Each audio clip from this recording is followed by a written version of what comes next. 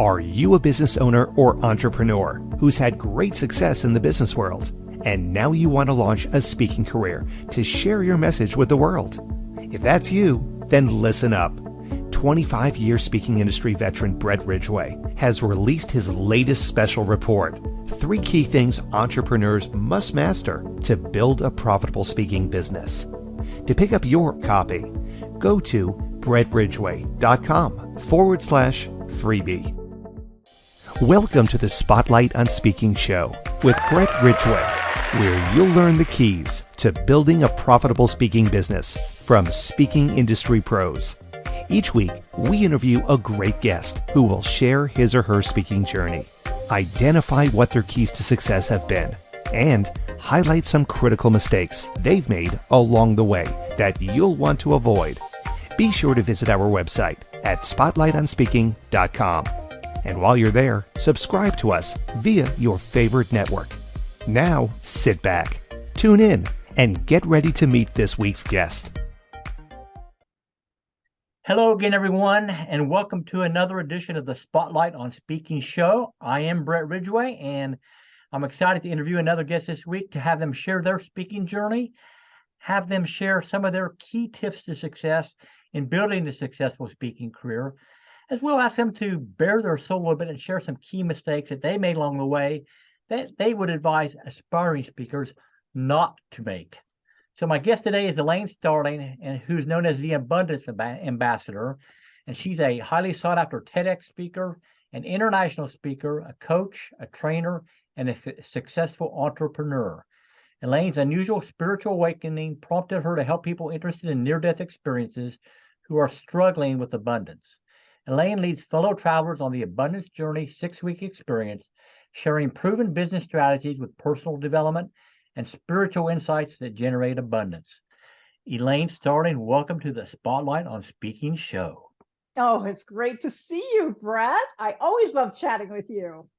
Well, it's such a pleasure to have you here today. Now, I first met Elaine, fairly recently, within the last couple months on some networking events.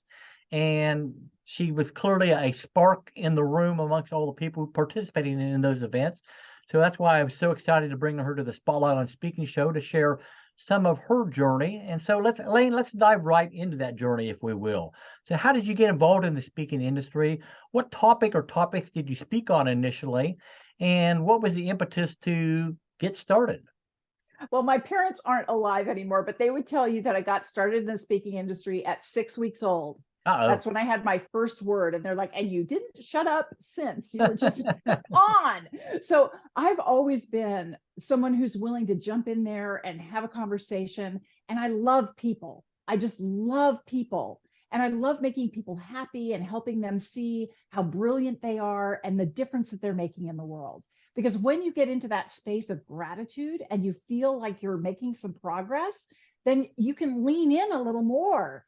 And you make even more progress and you make an even bigger difference. So that's what compelled me to get more involved in the speaking industry. And then once I had this incredible spiritual experience, I really wanted to share the insights that I learned from the divine during a stroke.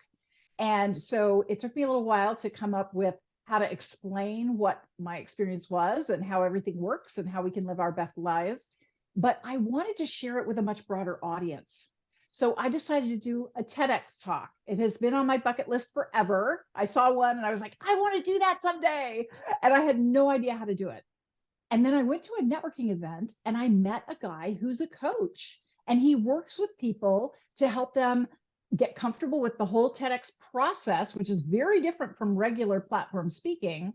And he also can work with you to design your talk and help you give your talk. It was one of the most rewarding experiences I've ever had.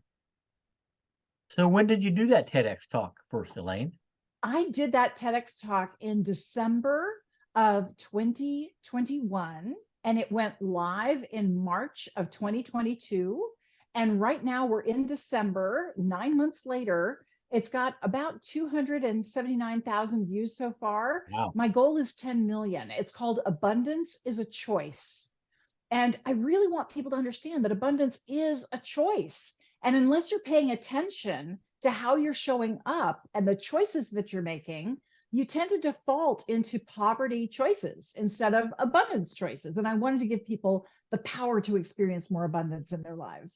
Well, we want to do what we can later on to help Elaine reach that 10 million goal. So in the show notes, we'll make sure we put a link to that TEDx talk so you can go see that presentation and help Elaine out. So Elaine, so I like to say there are three kinds of speakers, and I classify them as following. Now, this is the Brett Ridgway classification system, so take that in stride or whatever. The first is the keynote speaker, or the person who's paid a fee to go into a corporation or an association and deliver a talk, whether it's for 5,000, 10,000, 50,000, whatever it may be. The second is what I call the platform seller, and that's the person who goes on their own nickel, typically, to an event, and then sells some type of product or service from the platform to generate the revenue. And then the third, in my mind, is what I call the content provider, even though all three types are delivered content, obviously, and hopefully great content. But the content provider I describe as somebody who's primarily using business as a marketing tool. So maybe they're a chiropractor or an attorney or a lawyer or whatever it may be. And so they are getting out in front of local audiences to establish their credibility and become the natural go-to choice should somebody happen to need their type of product or service. So looking at those three classifications, what niche do you feel that you fall best into, and why? I really fall into two niches because I get hired for keynote speeches. I also do a lot of platform selling as well. And I find that corporations will often hire me for different events, especially for their women's organization. I'm very good at being an MC and running the event as well as being a speaker. And that frees up the people in the corporation to actively participate with their fellow employees and members and try to get them more engaged. And I have a lot of techniques I use to make sure that people are engaged and activated, because it's very important. I'm all about the activation, right? Yeah. So if you had your druthers, are you doing a keynote presentation or are you doing a platform selling presentation? Oh man, they're both so fun. Gosh, I would never want to only choose one, but I guess keynote, just because I love to make a difference for people and help them think a little bit differently. Not everyone is ready to move forward on their abundance journey, which is what I teach. And so I definitely love sharing what your abundance journey is. And when I can do that in a keynote presentation, it's a lot of fun. It's really fun as a platform as well. But yeah, if I had to pick only one, I guess I'd say keynote.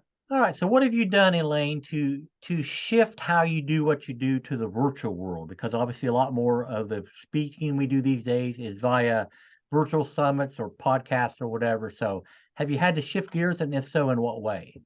Yes, I definitely shifted gears. I think everybody in the industry shifted gears during COVID with the big shutdown. But also, it's just such a huge blessing because it's so much easier to speak internationally when you can get on a Zoom meeting and you can present that way. And just being able to speak virtually opens up so many more doors. So I would say that the bulk of the speaking that I do, like about 75–80%, is virtual, because it reduces the fees that clients pay me.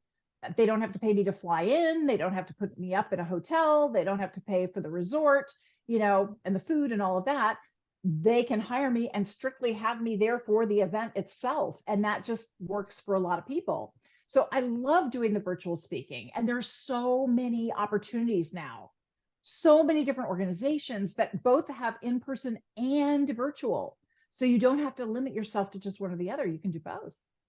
So along your speaking journey, what would you put your finger on, Elaine, as maybe the three of the biggest keys to your success as a speaker? Wow. Well, first of all, being very open to feedback. I think one of the biggest challenges I had when I first started working in speaking is I would work really hard on a talk, and I would be so married to my talk and so in love with my own talk. I didn't want to hear that my baby was ugly, but my baby was really ugly and it wasn't working. And I couldn't figure out why isn't this thing going over? So when you're willing to receive feedback and you get it from people who are qualified, who know the industry, who understand what it takes to have a really fun and compelling conversation with your audience and bring them along a journey. It really is a journey that you're taking them on. That was an important key thing for me to learn, is to be willing to receive the feedback that's not a negative. That means they believe in you enough to give you some feedback. Mm-hmm. That's a huge perspective shift. Yes. The other one that I really think is super important is I would tell stories and they were all about me. And that totally loses the audience. When I tell a story now, it's about the audience and they get to participate in the experience I had. So they can see themselves. So it may still technically be a story about me, but the way the story is designed, it's actually about the audience, which makes it a universal story. And that way they can truly engage with it and get the impact from it. Well, obviously that enables you to develop so much greater rapport with your audience when you're involving them in the story. So, I mean, both of those are fantastic tips, Elaine. And I do have a couple other questions I want to ask you. But before we do, let's take a quick break with a word from our sponsor. Are you a business owner or entrepreneur who's had great success in the business world, and now you want to launch a speaking career to share your message with the world? If that's you, then listen up. 25-year speaking industry veteran Brett Ridgway has released his latest special report, 3 Key Things Entrepreneurs Must Master to Build a Profitable Speaking Business. To pick up your copy, go to brettridgway.com/freebie. And we are back with the Spotlight on Speaking show with this week's guest, Elaine Starling. And Elaine, I'd like to ask you to bare your soul a little bit here right now and open up and share maybe a couple of mistakes that you made along the way that you would highly advise aspiring speakers to avoid making.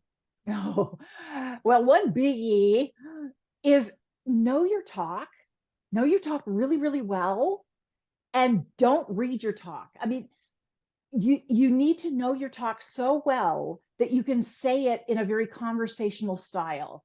You don't want to come across as having memorized it and you're looking for exactly the right word, because you've got to make sure that you're right into no.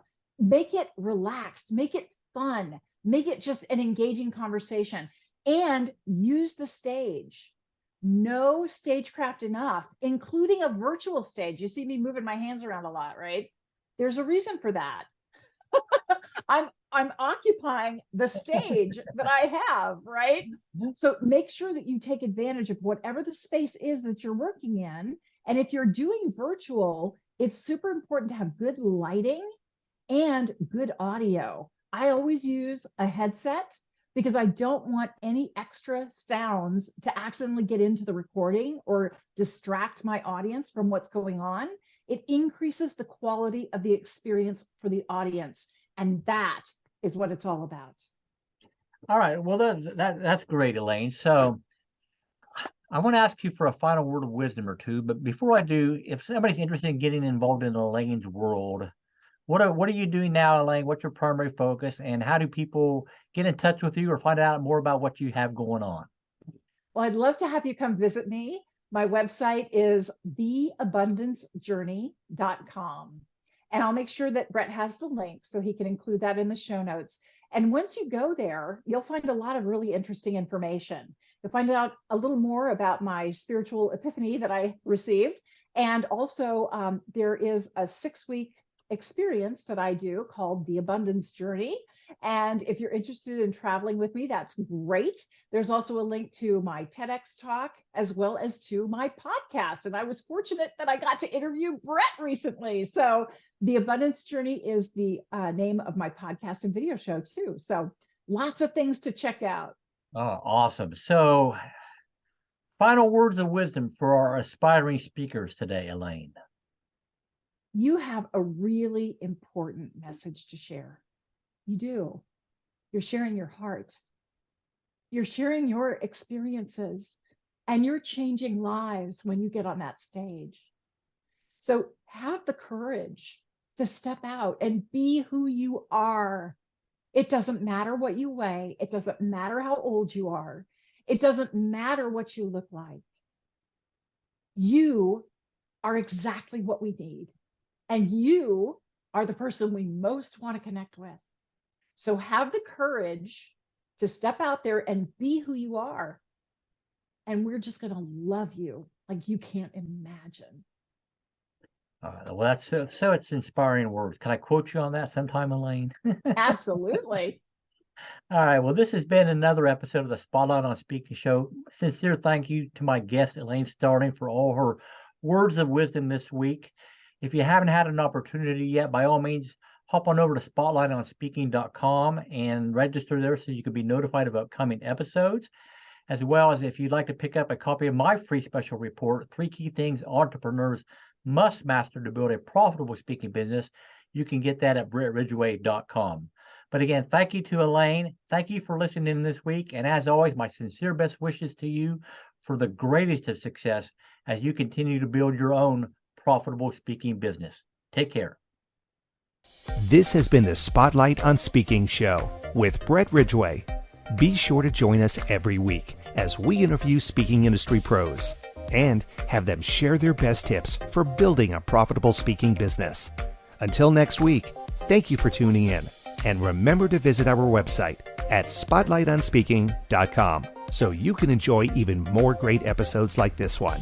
While you're here, be sure to subscribe via your favorite network. We look forward to seeing you next time on the Spotlight on Speaking show. Until then, our sincere best wishes to you for the greatest of success as you work to build your own profitable speaking business.